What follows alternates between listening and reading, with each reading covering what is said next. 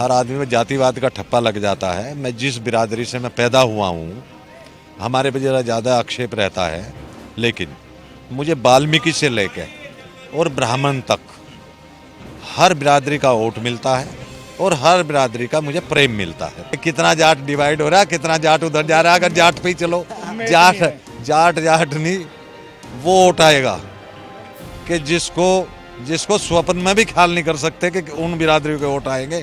अब की बार आने दो चुनाव। आज भी वही मकान, आज भी वही दुकान, आज भी वही पशु, आज भी खेत में वही जमीन। ईमानदारी की अगर उत्तर प्रदेश में मिसाल है तो वो राज्यपाल बालियान है, अन्यथा सब व्यर्थ है। कमाई का जरिया कुछ नहीं रहा, गंडे का पेमेंट है। मेन यहाँ किसानों के मुद्दे है। 14 दिन में था, हो लिए 14 साल जो पेमेंट नहीं दिया। पेमेंट की हमें जरूरत क्या है? पेमेंट की जरूरत क्या है? बहुत पैसा बैंक भरे पड़े हमारे, कैसे दे रहे? हमारे बैंक भरे पड़े, हम ब्याज दे रहे, हमारा पैसे लिए बैठा। पेमेंट चल 5-10 लाख रुपए चल लाते। चलिए, बुढ़ाना से विधायक राष्ट्रीय लोकदल और सपा गठबंधन के प्रत्याशी राजपाल बालियान जी से बात कर लेते हैं। बालियान जी, सबसे पहला और थोड़ा सा तीखा सवाल आपको लगेगा कि आप ही को वोट क्यों?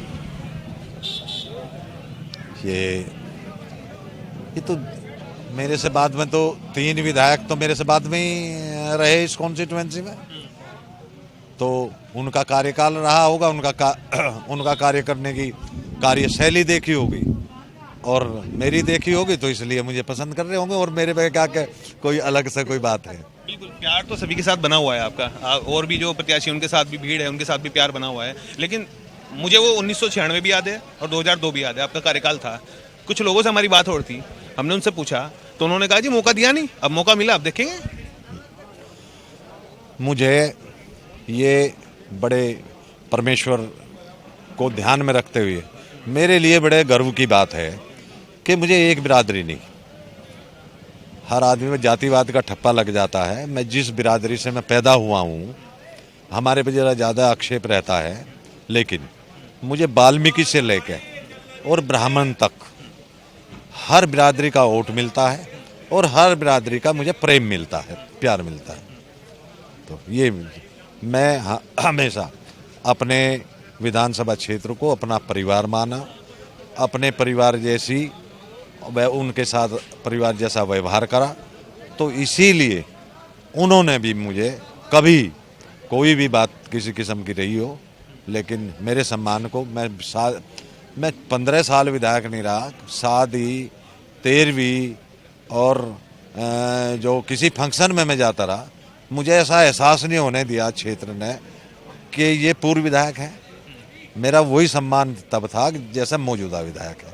तो इस बार इस सीट पे 2 जाट नेता हैं, एक सपा गठबंधन से हैं और एक भाजपा से हैं, तो कहीं ऐसा तो नहीं है कि इस 2 जाटों की टक्कर में सबसे हॉट सीट पे कोई और बाजी मार जाए? वो सामने आ जाएगा, वो अब जब चुनाव होगा जब पता चल जाएगा कि कितना जाट डिवाइड हो रहा है, कितना जाट उधर जा रहा है, अगर जाट पे ही चलो, जाट नहीं, वो वोट आएगा कि जिसको स्वप्न में भी ख्याल नहीं कर सकते कि उन बिरादरियों के वोट आएंगे।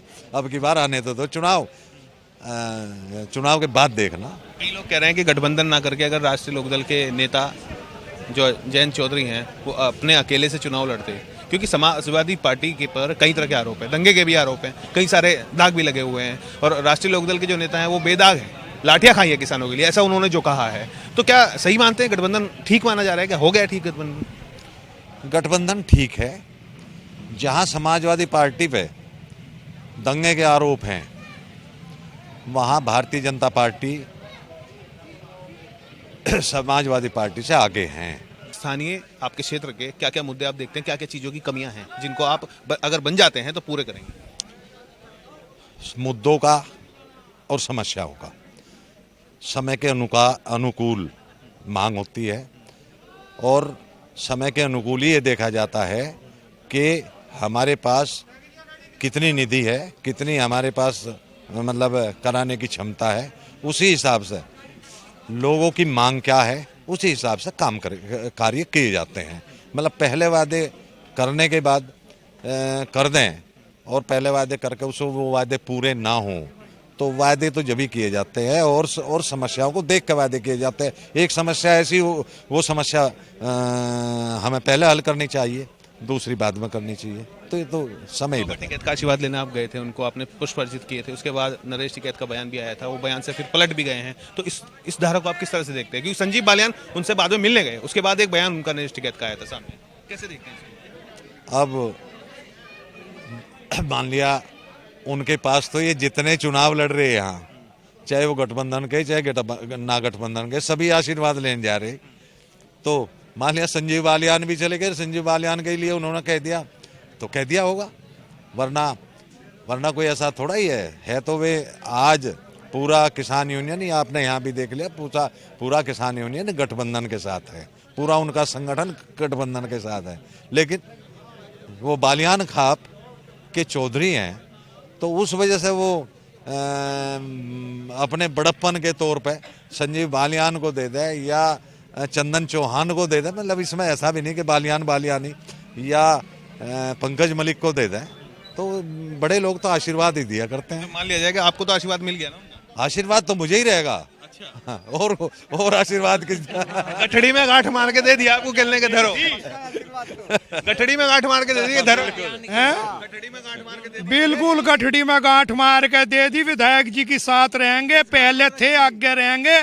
पूरा बुढ़ाना और शाहपुर ब्लॉक किसान यूनियन का तय हो चुकी है, बिल्कुल आदरणीय राज्यपाल बालियान जी के साथ रहेंगे, जिता कर बहुत भारी बहुमत से भेजेंगे। करेगा क्या होगा?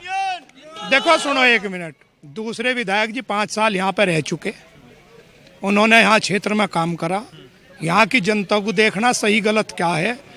माननीय विधायक जी के एक ईमानदारी की मिसाल है, पहले 10 साल खतौली विधानसभा क्षेत्र से विधायक रहे, आज भी वही मकान, आज भी वही दुकान, आज भी वही पशु, आज भी खेत में वही जमीन। ईमानदारी की अगर उत्तर प्रदेश में मिसाल है तो वो राज्यपाल बालियान है, अन्यथा सब व्यर्थ है। क्या बंगले बना लिए क्या जो विधायक रह चुके भाजपा सरकार में? शहरों में मकान बना लिए, शहरों में बड़े बड़े, गांव से निकल के शहरों में भाग जहाँ सब। चलिए, ये थे हमारे साथ राज्यपाल बालियान जो कि बुढ़ाना सीट से प्रत्याशी हैं और लगातार अपने क्षेत्र में वो लोगों के बीच में घूम रहे हैं और जानने का प्रयास कर रहे हैं कि क्या कुछ अब माहौल, क्योंकि 1996 में राज्यपाल बालियान ने खतौली विधानसभा में चुनाव जीता था, उसके बाद 2002 में उन्होंने चुनाव जीता था और परिसीमन के बाद बुढ़ाना विधानसभा इसका नाम दे दिया गया था और उसके बाद फिर एक बार राष्ट्रीय लोकदल ने इन पर विश्वास जताया है और दोबारा से इनको लेकर आए हैं। यहाँ कुछ ग्रामीण बच्चे हैं, उनसे बात कर लेते। क्या नाम है? मेरा नाम भूरा चौधरी। कैसे देखते हो चुनाव? चुनाव चल रहा राष्ट्रीय लोकदल के हित में, बिल्कुल सब जनता साथ है, युवा साथ है। युवाओं को चाहिए नौकरी, जो हमें राष्ट्रीय लोकदल देगी। बीजेपी ने हमें आज तक कुछ नहीं दिया।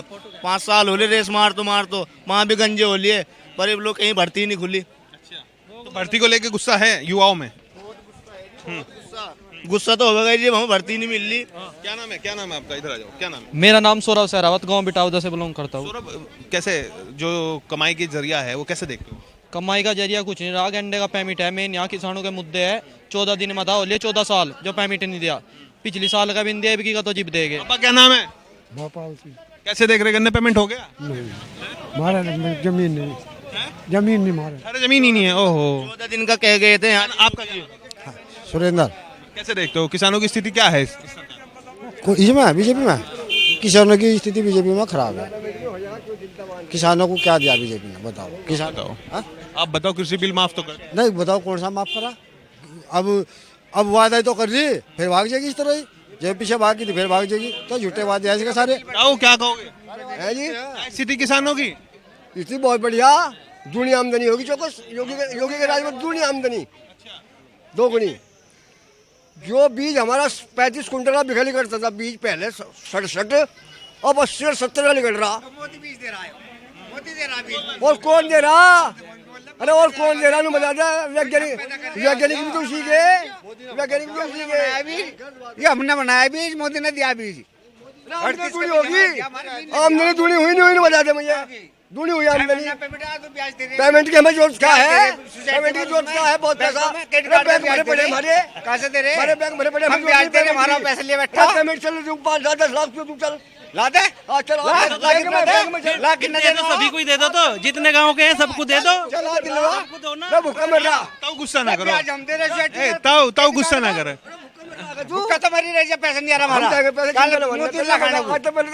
नहीं, अब सबको भेज देंगे थारे घर सबको भेजेंगे भाई। घरों का पैसा करा। जाओ। बैंक में जो कितने दिन हो यहाँ? तो ये बुढ़ाना विधानसभा के हालात हैं, जहां पर इस समय जो बुढ़ाना से सपा लोकदल के प्रत्याशी हैं वो यहां पर प्रचार करने के लिए पहुंचे थे। ये गांव अटेरना अलीपुर है। हालांकि यहां के लोगों से हमने भी जानकारी ली है, बात की है। अभी तक का जो व्यू निकल कर आया है वो यही है कि फिलहाल भाजपा सरकार से थोड़ा नाराज हैं। क्या स्थिति बनेगी आने वाले विधानसभा चुनाव में, क्या कुछ चेहरा वो आने वाली विधानसभा में सरकार को दिखाने का काम करेंगे, ये आने वाला कल ही बताएगा। अपने सहयोगी नवीन के साथ दीपक वत्स।